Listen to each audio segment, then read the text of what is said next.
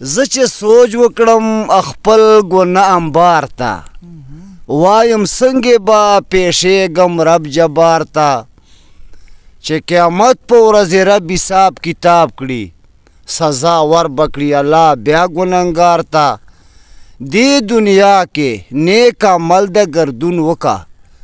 تلل دې شته دي د خالق بادشاه دلبار ته هسې نه چې بیا په خپلو کړو ستومانې هسې نه چې بیا په خپلو کړو ستومانې ملامت په بیا ولاړې کردګار ته مرګ په سر ترته ولاړ د توبهګاره ما نازېږه ته د دې دنیا بازار ته